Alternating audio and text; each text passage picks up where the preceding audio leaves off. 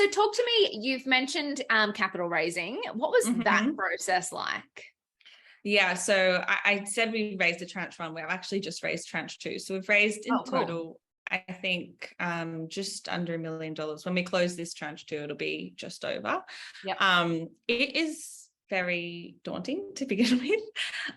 We learned a lot along the way, though, particularly with the type of investors that we wanted on our cap table, I think. So, when we started in the startup world, we thought that VC money was kind of the be all and end all, and you had to get the interest of those big venture capitalists, otherwise you'd never survive. And we got the interest of a couple of them, but we kind of learned along the process that actually angel investment is much better for us, at least at this early stage, because those angels have expertise across all different areas of business.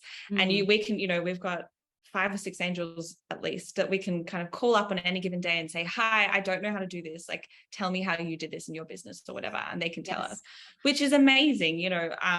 VCs sometimes give that kind of support, but it's very face-to-face. It's a very personal kind of relationship between us and our angel investors. So that we learned a lot about, and we really, appreciate that relationship with our angels. You also learn a lot about what to say and what not to say about, I guess we kind of had to predict some questions because there's not enough time in kind of 30 minutes to answer every question, and investors won't ask every question. Yes. So you have to be able to kind of almost predict the things that they should know about your business and make sure you say those things, and then don't worry about kind of any waffly stuff in the end. It takes a while to refine that pitch though. So that was probably a big tip. Yeah, I mean, it's so funny. So I've raised capital as well, and I love that. So that's what I used to do when I first, because the same, I just didn't know what I was doing when I started. I was like, I don't know, someone that can lend me $100, let alone invest in a company. Literally, it's bizarre. Yeah. But I love that. It's a learning process. Like I used to, every meeting I used to write down all the questions that they asked until I realized they all asked the same questions. And there's a pattern. Cool. Yeah, there's a pattern. And I think one other thing that you kind of learn raising money for the first time, I remember when someone gave us our first $100,000, and I was like, oh my God, I have someone else's money kind of in my hands. This is so daunting. It's really stressful for the first little bit, because I've never seen that amount of money in my entire life. So, it's really stressful to take that from someone.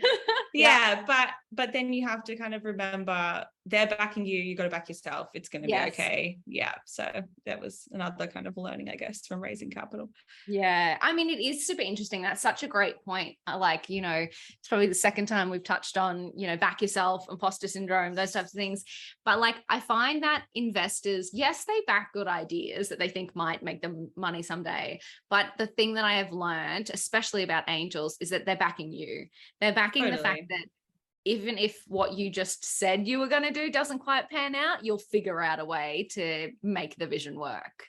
Exactly. It's your ability to problem solve or pivot or, abandon an idea when it's not going right. How can you take this business to the next level? I think that, the angels that we have, they love butter. They love the idea of butter. But like I said, we have a really close relationship with them. So I think they're backing Steph and I too. That is so cool. I was chatting to another female founder yesterday or the day before, and she's really early stage, but backed by VC. And there's a lot of pressure to get it right, to move quickly. I think totally spot on about angels. There's a little bit more strategic alignment and, that relationships that you can build and, expertise that you can get into your business early. That's such a smart move.